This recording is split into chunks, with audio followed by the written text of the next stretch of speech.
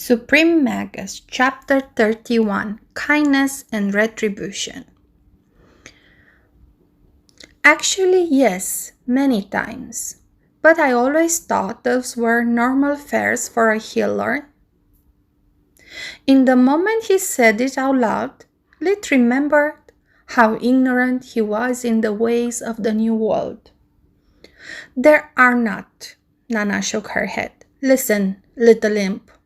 In a few years, you are going to get out of this village and face the world. Not everyone is kind as your parents, and most nobles are not like Count Lark. For the average person, life is hard, most of the time unfair, and hard work means nothing without luck and opportunity. I don't tell you this because I want to scare you. Only because I don't want you to make my same mistakes. You need to wise up, so let me tell you a story. Once upon a time, a mage fallen from grace decided to return to her old village to settle in and forget about her failures. At first, people were scared of her, thinking she would abuse her power and authority to settle old feuds. But the mage was too tired and bitter for pretty revenges. She only wanted peace. So when she became a medicine woman, doing nothing but tending to the ill and wounded for a fair price, the villagers were really happy. And when they noticed that since her arrival, brigands, merchants, and nobles treated the village with much more respect, they became ecstatic. But bad things kept happening from time to time. Since the mage had no interest in playing the hero, the people in the village offered her a deal. They would pay her a certain sum in exchange for their help. Everything was perfect and everyone was happy for a while. Then the villagers, the only ones who benefited from her protection, decided to make a little change to the initial deal. Sure, peace and quiet were doing wonders for the businesses, and the presence of the mage brought so many people from the neighboring villages to get treatment. But that sum each year was a burden to their profits. Not even the fact that the county's most important noble had made the village the permanent seat for the local spring festival was enough to satiate their greed. So, they decided to convince the local farmers that it was in their best interest to help the villagers cover the sum they had agreed to pay to the mage. You may ask, how did they manage to do it? Well, let's just say, not appealing to the goodness of their hearts. They simply threatened the farmers to change the exchange rate of their goods to the point of making their life a living nightmare. And what could the farmers do about it? Nothing. They needed the blacksmith for their tools, the merchant to buy and sell cattle and crops. You can easily imagine the rest. Without the villagers, the farmers were cut off from the rest of the county. By refusing, every single farmer would have to travel for days each year, even to buy a new plow. Not to mention how hard and perilous would it be moving the cattle and the crops to the nearest merchant, all while leaving family and fields unattended. Lit nodded, a ferocious expression on his face. Let me guess. According to the new deal, every time the farmers needed the help of the mage, they would pay a share of the agreed sum. Just like everyone else. When Nana had finished her story, she could read the rage and disgust in the eyes of her disciple. There, Lit. I didn't mean to make you angry. The purpose was to show you that normal people even good people do to each other on daily basis. We are good friends and all, but that until our pockets or families get involved. Then one's own priorities come first. Life is hard for everyone, but for mages it's even worse. Normal people see them as monsters, nobles as something to submit or exploit.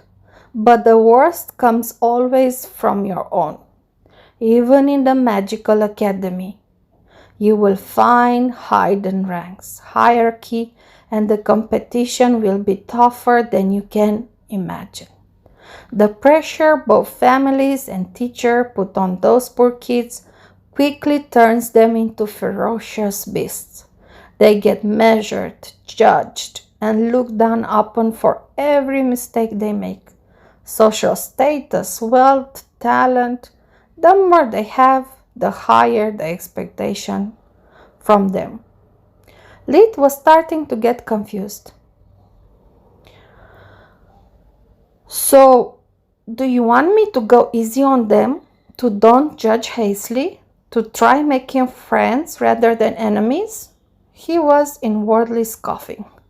God forbid it. The very opposite, Nana yelled in desperation, flapping her arms like a hysterical bird. I already told you, you need to wise up. Don't fall for the nice act someone performs. How do you think they will treat a dirty poor country pumpkin? How do you think they treated me? At first, you will easily make friends with the students from the lower classes, but as soon you reveal any talent, you'll be surrounded by only two kinds of people: those who want to destroy you and those who want to suck up to you. Stay away from the former and even further from the latter.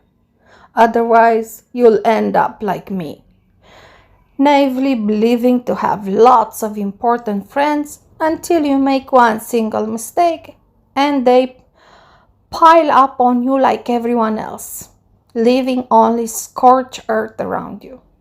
When she finished talking, Nana looked really tired and bitter, staring at the floor with watery eyes. She seemed to have aged about 20 years. Lid pondered for a while on her words before giving her his answer. I appreciate the thought and will treasure your words forever, but I also hope you'll understand that your story kind of pisses me off big time. So here is my plan for the immediate future. When Anna finished listening to Lid's idea, she laughed heartily, going back to her old snarky self. That's what I'm talking about, good boy. I am finally starting to rub some good sense on you. You have my permission, but do it only in my absence. It would be bad for my revenue otherwise. If anyone complains or tries to do something funny, I'll cover for you.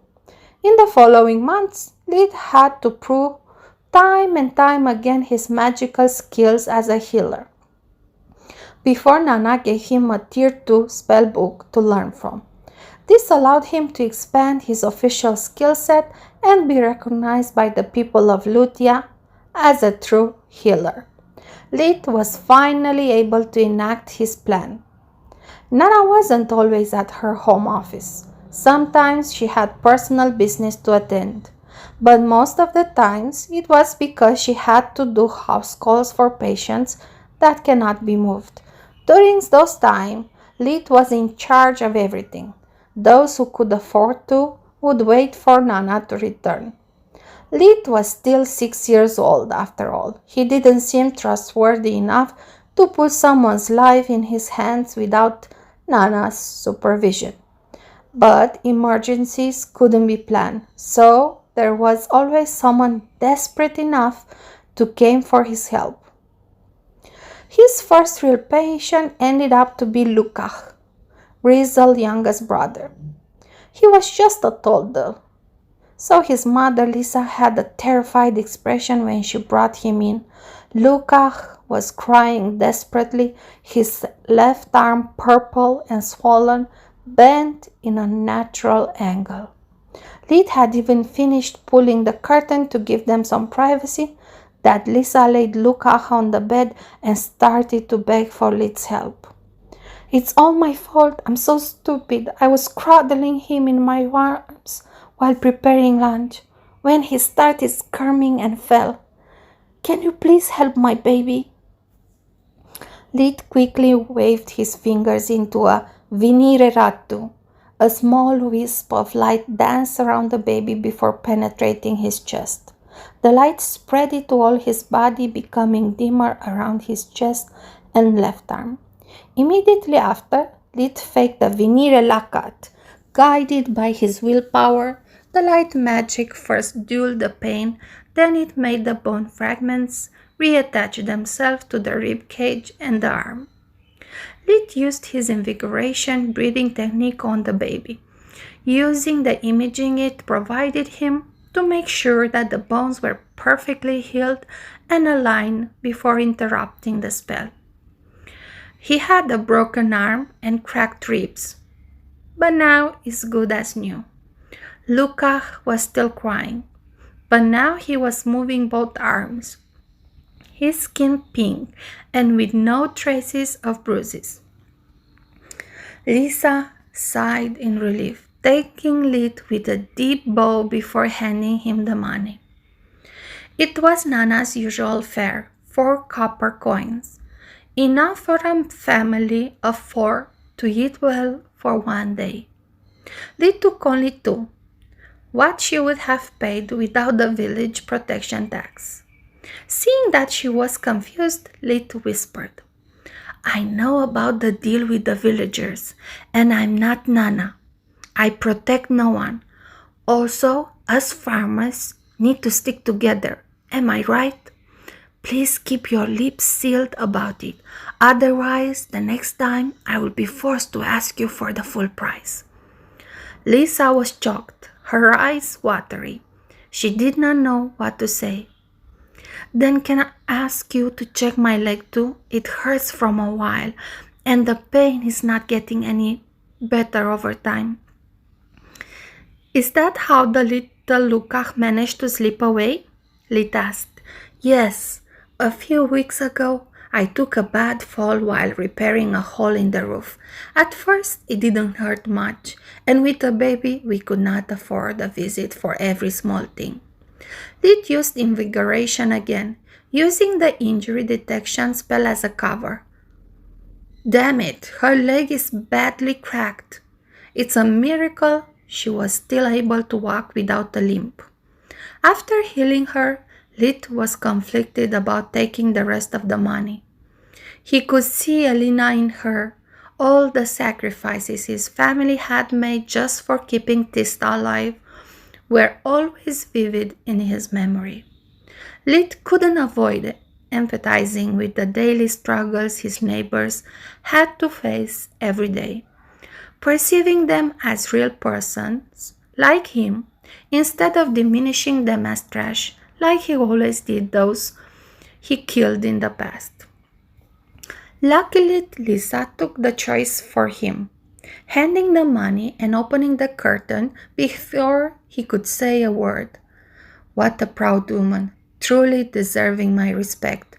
Next time she comes, I'll perform the healing while checking up the wound, so she won't get to pay." Those 4 copper coins were the heaviest Lid's hand ever held. Lisa's family would have to skip a meal or two to cover for that expense.